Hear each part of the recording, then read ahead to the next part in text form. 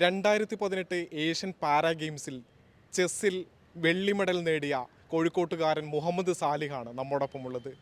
മുഹമ്മദ് സാലിഹിന് ഇന്ന് പങ്കുവെക്കാൻ ഒരു ജീവിതത്തിലെ പ്രധാന സന്തോഷവുമുണ്ട്. അത് അദ്ദേഹത്തിൻ്റെ വാക്കുകളിൽ നിന്ന് തന്നെ നമുക്ക് ആദ്യം കേൾക്കാം. സാലിക്ക, ജീവിതത്തിലെ പ്രധാനപ്പെട്ട ഒരു നേട്ടം കൂടിയാണ് അങ്ങിന്ന് നേടിയത്. അപ്പോൾ ഇന്ന് ഗവൺമെൻറ് സർവീസിൽ ജോയിൻ ചെയ്തിരിക്കുകയാണ്. അപ്പോൾ സ്പോർട്സ് കോട്ട നിയമനം വഴിയാണ് PSCയിൽ അസിസ്റ്റൻ്റായിട്ടാണ് ഇന്ന് ജോയിൻ ചെയ്തിട്ടുള്ളത്. അപ്പം ഈ സ്പോർട്സിലെ എൻ്റെ അച്ചീവ്മെൻറ്റ്സിന് പാരാഏഷ്യൻ ഗെയിംസിൽ സിൽവർ മെഡൽ നേടിയ അച്ചീവ്മെൻറ്റ്സിന് വേണ്ടിയാണ് കിട്ടിയിരിക്കുന്നത്. ഇത് വളരെയധികം സന്തോഷമുണ്ട്. വളരെയധികം നമുക്ക് പ്രയോജനമുള്ള ഒരു കാര്യമാണ്, ഒരു സ്ഥിരമായിട്ടുള്ള ഒരു ജോലി കാര്യങ്ങളൊക്കെ. അപ്പോൾ ഇതിലൂടെ നമുക്ക് സ്വന്തത്തിൽ പ്രയോജനമുള്ളതുപോലെ തന്നെ ഈ പുതിയ വരുന്ന ഫ്യൂച്ചർ തലമുറയ്ക്കും ഇതുപോലെ സ്പോർട്സിൽ കൂടുതൽ കാര്യങ്ങൾ ചെയ്യാനും അതിലൂടെ ഇത്തരം സപ്പോർട്ടുകളൊക്കെ ഗവൺമെൻറ്റിൻ്റെ ഭാഗത്തുനിന്ന് കിട്ടുമെന്നുള്ള ഒരു പ്രതീക്ഷയിൽ അവർക്ക് പ്രചോദനമാവാനൊക്കെ വളരെയധികം സഹായിക്കും. അപ്പം വളരെ നന്ദിയുണ്ട് ഈ ഗവൺമെൻറ്റിൻ്റെ ഇത്തരമൊരു നിലപാടിൽ. വളരെ സന്തോഷം. ഏതാണ്ട് 27 വർഷത്തോളം അങ്ങീയൊരു ചെസ് മേഖലയിലുണ്ടല്ലേ? തീർച്ചയായിട്ടും 27 വർഷമായിട്ട് ചെസ് കളിച്ചുകൊണ്ടിരിക്കുന്നുണ്ട്. ധാരാളം നേട്ടങ്ങൾ, സ്കൂൾ ചാമ്പ്യൻ, കോളേജ് ചാമ്പ്യനായിട്ടുണ്ട്, കാലിക്കറ്റ് യൂണിവേഴ്സിറ്റി ഇൻ്റർ സോണിലൊക്കെ കോളേജിന് വേണ്ടിയൊക്കെ പ്രൈസ് കിട്ടിയിട്ടുണ്ട്. അതുപോലെ state champion, south Indian national പ്രൈസുകളൊക്കെ കിട്ടിയിട്ടുണ്ട്. അങ്ങനെയാണ് പാരാഏഷ്യൻ ഗെയിംസിൽ സിൽവർ മെഡലും കിട്ടിയിട്ടുള്ളത്. മുൻപൊരു സ്വകാര്യ സ്ഥാപനത്തിലായിരുന്നു ജോലി. ആ ജോലി രാജിവെച്ചിട്ടാണ് അങ്ങ് സർക്കാർ സർവീസിലേക്ക് ഇപ്പം കയറിയത് അല്ലേ? അതെ, തീർച്ചയായിട്ടും. ഇപ്പോൾ തൊട്ട് മുന്നേ ഞാൻ ഒരു 1.5 വർഷത്തിലേറെയായിട്ട് പ്രീമിയർ ചെസ് അക്കാദമിയിലാണ് വർക്ക് ചെയ്തുകൊണ്ടിരുന്നത്. അപ്പം ഈ ഗവൺമെൻറ് സർവീസിൽ കയറാൻ വേണ്ടി അവിടെ നിന്ന് റിസൈൻ ചെയ്യാണ് ഉണ്ടായിട്ടുള്ളത്. കുറേ നാളത്തെ കാത്തിരിപ്പ് കൂടിയാണല്ലേ ഈ ഒരു സർക്കാർ ജോലി? തീർച്ചയായിട്ടും. പാരാഏഷ്യൻ ഗെയിംസ് സിൽവർ മെഡൽ 2018 അപ്പം നമുക്ക് കുറച്ച് വർഷങ്ങളായിട്ട് വെയിറ്റ് ചെയ്തുകൊണ്ടിരിക്കുന്നതാണ് ഈ ഒരു സർവീസിലുള്ള നിയമനത്തിന് വേണ്ടിയിട്ട്. വലിയൊരു പ്രചോദനം കൂടിയാണ് ഈ ഒരു സമാനമായിട്ടുള്ള മേഖലയിൽ നിൽക്കുന്ന ആളുകൾക്ക്. അവരോട് എന്തൊക്കെയാണെങ്കിൽ പങ്കുവെക്കാൻ? അല്ല, ഗവൺമെൻറ് ഇത്തരത്തിലുള്ള സപ്പോർട്ടുകൾ നൽകുക എന്നുള്ളത് സമൂഹത്തിൽ നിന്ന് കൂടുതൽ ആളുകൾ ഉയർന്നു വരാൻ വേണ്ട ഒരു കാര്യമാണ്. എല്ലാ രാജ്യങ്ങളിലും ഇത്തരം നല്ല സ്പോർട്സ് മേഖലയിൽ നല്ല സാഹചര്യം ഉണ്ടാകുമ്പോഴാണ് അവിടെയൊക്കെ ചെസ് മേഖല വികസിക്കുകയും കൂടുതൽ നേട്ടങ്ങൾ ഉണ്ടാവുകയും ചെയ്യുന്നത്. അപ്പോൾ അത്തരത്തിലുള്ളൊരു സാഹചര്യം ഉണ്ടാക്കാൻ വളരെ ഉപകാരപ്രദമായിട്ടുള്ള ഒരു നിലപാടാണ് ഗവൺമെൻറ് സർവീസിൽ ജോലി കൊടുത്ത് അവരെ പ്രൊട്ടക്റ്റ് ചെയ്യുന്ന രൂപത്തിലുള്ളത്. അങ്ങനെയാണെങ്കിൽ മാത്രമേ ഒരു സുരക്ഷിതത്വ നിലയിലേക്ക് എത്തും എന്നുള്ള ഒരു തോന്നലുണ്ടാകുമ്പോൾ കൂടുതൽ ആളുകൾക്ക് ഈ മേഖലയിലുള്ള ടാലൻറ്റ് ഉപയോഗിച്ച് അവരുടെ സമയം ഉപയോഗിച്ച് ചെയ്യാൻ പറ്റുള്ളൂ. നമ്മൾ ഇതൊക്കെ ചെയ്ത് ലാസ്റ്റ് നമ്മൾ പെട്ടുപോകുന്ന രൂപത്തിലേക്ക് എത്തുമ്പോൾ സമൂഹത്തിനൊരു പ്രചോദനം ഉണ്ടാവില്ല. അപ്പോൾ ഈ ഒരു നിലപാട് വളരെയധികം. ഏത് തസ്തികയിലാണ് താങ്കൾക്ക് നിയമനം ലഭിച്ചത്? അസിസ്റ്റൻ്റ് തസ്തികയിലാണ് നിയമനം ലഭിച്ചിട്ടുള്ളത്. കോഴിക്കോട്ടെ കൊട്ടാരക്കോത്ത് എന്ന് പറഞ്ഞിട്ടുള്ള, കാവുംപുറം എന്ന് പറഞ്ഞിട്ടുള്ള ഒരു നാട്ടിൻ പുറത്തു നിന്നാണ് അങ്ങ് വലിയ നേട്ടം കൈവരിച്ചത്. ഇപ്പം സർക്കാർ സർവീസിലേക്കും എത്തിപ്പെട്ടു. അങ്ങയുടെ കുടുംബത്തിൻ്റെ, നാട്ടുകാരുടെ, സുഹൃത്തുക്കളുടെയൊക്കെ എത്രത്തോളം പിന്തുണ അങ്ങേക്കുണ്ട്? വളരെ നല്ല പിന്തുണയാണ് എനിക്ക് എപ്പോഴും ഉണ്ടായിട്ടുള്ളത്.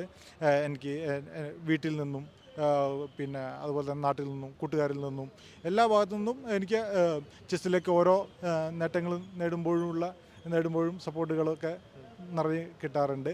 അപ്പം ഇത് നമ്മൾ എല്ലാവരും ഞാനും എൻ്റെ ബന്ധപ്പെട്ട എല്ലാവരും പ്രതീക്ഷിച്ചുകൊണ്ടിരിക്കുന്ന ഒരു കാര്യമായിരുന്നു കിട്ടണമെന്ന്. അപ്പോൾ ഇപ്പോൾ എല്ലാവർക്കും വളരെ സന്തോഷമുണ്ട്. ഈ ചെസ്സിലേക്ക് ഉള്ള അഭിരുചി അങ്ങ് ആദ്യം തിരിച്ചറിഞ്ഞ എങ്ങനെയാണ്? പുറമെ ഈ ഒരു കാഴ്ച പരിമിതിയുള്ള ആളുകൾ ചെസ്സിലേക്ക് എത്തിപ്പെടുന്നതിലും നമ്മുടെ നാട്ടിൻ പുറത്തു നിന്നൊക്കെ കുറച്ച് തടസ്സങ്ങളും കാര്യങ്ങളൊക്കെ ഉണ്ടാവും. നമുക്ക് സാങ്കേതികപരമായിട്ടുള്ള പല അതിലേക്കൊക്കെ എത്തിപ്പെടാനുള്ള ഒരു പ്രയാസം ഉണ്ടാവും. എങ്ങനെയാണ് അങ്ങനെ ഒരു ചെസ്സിലേക്ക് സജീവമായി എത്തിപ്പെടുന്ന രീതിയിലേക്ക് കാര്യങ്ങൾ മാറിയത്? ഞാൻ ചെസ്സ് കൂടെ കളിച്ചു പഠിച്ചു സുഹൃത്തുക്കളുടെ കൂടെ. ഞാൻ കോഴിക്കോട് റഹ്മാനിയ, അതൊരു ബ്ലൈൻഡ് സ്കൂളായിരുന്നു. അവിടെ പഠിച്ചുകൊണ്ടിരിക്കുന്ന സമയത്ത് എന്നെപ്പോലെയുള്ള ധാരാളം ആളുകളുണ്ടായിരുന്നു. അവർ ചെസ്സ് കളിക്കുന്നുണ്ടായിരുന്നു. അവരുടെ കൂടെ ഇരുന്ന് ചെസ്സ് കളിച്ചു. അങ്ങനെ പതിയെ ഞാൻ ചെസ് മേഖലയിൽ ഡെവലപ്പായി വന്നു. പിന്നീട് അച്ചീവ്മെൻറ്റ്സ് ഉള്ളതുകൊണ്ട് തന്നെ മുന്നോട്ടുള്ള ചെസ്സിലുള്ള യാത്ര ആ ഒരു പ്രചോദനം ഉണ്ടായിരുന്നു. അങ്ങനെയാണ് മുന്നോട്ട് പോയിക്കൊണ്ടിരുന്നത്.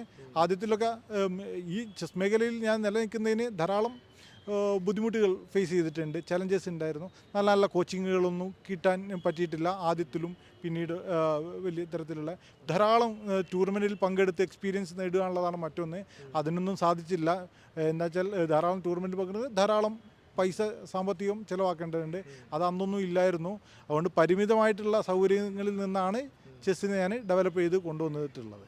ഈ ടൂർണമെൻറ്റുകളിലേക്കൊക്കെ എത്തിപ്പെടാൻ ഇപ്പം താങ്കൾ പറഞ്ഞോണം തന്നെ ഒരുപാട് പൈസ ചിലവുണ്ട് എന്ന് പറഞ്ഞു.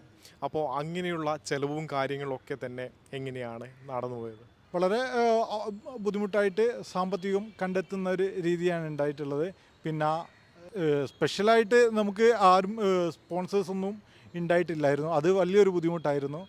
അതുകൊണ്ട് നമുക്ക് കിട്ടുന്ന സൗകര്യത്തിൽ നിന്നുകൊണ്ട് മാത്രം പരിമിതമായ ടൂർണമെൻറ്റ് പങ്കെടുത്തിട്ടുള്ളൂ. അതിൽ നിന്നുള്ള അച്ചീവ്മെൻറ്റ്സാണ്. ശരിക്കും ധാരാളം ടൂർണമെൻറ്റ്സിലാണ് ഒരു ചെസ്സ് പ്രൊഫഷണലായിട്ട് നമുക്ക് പങ്കെടുക്കേണ്ടിയിരുന്നത്. പിന്നെ ബ്ലൈൻഡ് കാറ്റഗറിയിലാണ് പിന്നെ മുന്നോട്ട് പോകാൻ പറ്റില്ല. അതിൽ എൻട്രി ഫീ ഇല്ല, താമസം ഭക്ഷണമൊക്കെ സൗജന്യമായിട്ട് കിട്ടുന്ന രൂപത്തിലാണ്. അതുകൊണ്ട് ബ്ലൈൻഡ് ചെസ്സിലാണ് മുന്നോട്ട് പോകാൻ പറ്റിയിട്ടുള്ളത്. അതിലും കോച്ചിങ്ങൊക്കെ ഇല്ലാത്തതിൻ്റെ ഒരു തടസ്സം നമ്മൾ നേരിട്ടിട്ടുണ്ട്.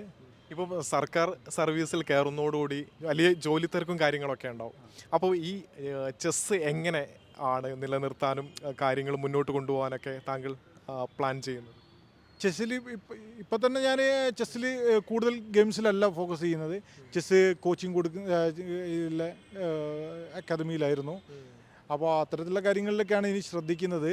പിന്നെ ഇനി പ്ലാൻ ചെയ്യണം, കയറിയിട്ട് എന്താണോ സൗകര്യം കിട്ടുന്നത് നോക്കിയിട്ട് അടുത്ത നെക്സ്റ്റ് ഗെയിമുകൾ കാര്യങ്ങളൊക്കെ എങ്ങനെ ചെയ്യണം എന്നുള്ളതിനെക്കുറിച്ച് കയറി സൗകര്യങ്ങളൊക്കെ വിലയിരുത്തിയതിന് ശേഷം പ്ലാൻ ചെയ്യുന്നതാണ്. താങ്കൾ മുൻപൊരു മാധ്യമത്തിന് നൽകിയ അഭിമുഖത്തിൽ പറയുന്നത് കേട്ടു, താങ്കൾക്ക് ഗ്രാൻഡ് മാസ്റ്റർ ആവാനുള്ളൊരു ആഗ്രഹം കൂടി മനസ്സിലുണ്ട് എന്ന്. ആ ആഗ്രഹത്തിലേക്ക് എത്തിപ്പെടാൻ എന്തൊക്കെ പ്ലാനുകളാണ് കാര്യങ്ങളാണ് ചെയ്തുകൊണ്ടിരിക്കുന്നത്? എൻ്റെ ചെസ്സിലുള്ള യാത്ര വളരെ പതിയെയാണ്. അപ്പോൾ അതുകൊണ്ട് ഓരോ സാഹചര്യങ്ങൾ വരുമ്പോൾ അതിനെ അനുകൂലമാക്കി മാറ്റുക എന്നുള്ളതാണ്. അപ്പോൾ അതൊരു ആഗ്രഹമാണ്. അതിനുള്ള സാഹചര്യവും ഫ്രീ ടൈമും അതിനുള്ള സാമ്പത്തിക ഒരു ഗ്രാൻഡ് മാസ്റ്റർക്കാകുക എന്ന് പറയുന്നത് ഞാൻ മുന്നേ പറഞ്ഞ പോലെ നിരന്തരം സമയവും പൈസയും വേണ്ട ഒരു കാര്യമാണ്. അപ്പോൾ ആ ലെവലിലേക്ക് പതിയെ എന്തെങ്കിലും എത്തിച്ചേരും. ഇപ്പോൾ നമ്മൾ ഇത് ശരിക്കും എൻ്റെ അച്ചീവ്മെൻറ്റ്സൊക്കെ പരിശ്രമത്തിൻ്റെയും ക്ഷമയുടെയും ഒരു ഫലമായിട്ടാണ്.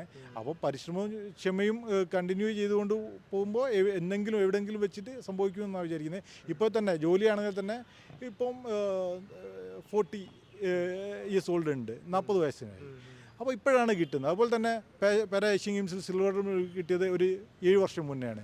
അപ്പോൾ നമ്മൾ യാത്ര എങ്ങനെ തുടർന്നുകൊണ്ടിരിക്കുന്നതിൻ്റെ ഇടയ്ക്ക് ഇത്രയും പ്രതികൂല സാഹചര്യത്തിൽ നിന്നും ചെയ്തുകൊണ്ടിരിക്കുക എന്നുള്ളത് മാത്രമാണ്. എന്നാണ് കിട്ടുക എന്നുള്ളതിന് നമുക്ക് പറയാൻ പറ്റില്ല. പക്ഷേ ആ ഒരു ആഗ്രഹത്തിൻ്റെ മുകളിൽ ആ ഒരു ദിശയിൽ നമ്മളെ കാര്യങ്ങൾ നീക്കിക്കൊണ്ടിരിക്കുന്നുണ്ട്. അതും ഇതുപോലെ ഒരു സമയത്ത് കിട്ടി നിങ്ങളെയൊക്കെ അറിയിക്കാൻ പറ്റുമെന്ന് പ്രതീക്ഷിക്കുന്നുണ്ട്. കുടുംബത്തെക്കുറിച്ച്, അവരുടെ പിന്തുണയെക്കുറിച്ച്? വളരെ നല്ല സപ്പോർട്ടാണ്. എനിക്ക് ഇപ്പം വൈഫ് 3 മക്കളും ഉണ്ട്. അവരൊക്കെ നല്ല സപ്പോർട്ട് ആൾക്കാരാണ്. മാതാപിതാക്കൾ നമ്മളെ തുടക്കത്തിൽ മുതൽ തന്നെ ചെസ്സിനെ വളരെയധികം സപ്പോർട്ട് ചെയ്യുകയും ഞാൻ എവിടെ പോകണമെന്ന് പറഞ്ഞാൽ ഒരു തടസ്സവും പറയാതിരിക്കുകയും അത് പോകാനൊക്കെയുള്ള സൗകര്യങ്ങളും അതിനൊന്നും ബുദ്ധിമുട്ടൊന്നും ചെയ്യാതെ നമ്മളെ സപ്പോർട്ട് ചെയ്തിട്ടുള്ളതാണ്. വളരെ നല്ല ഒരു സൗഹൃദ അന്തരീക്ഷമാണ് ഉള്ളത്.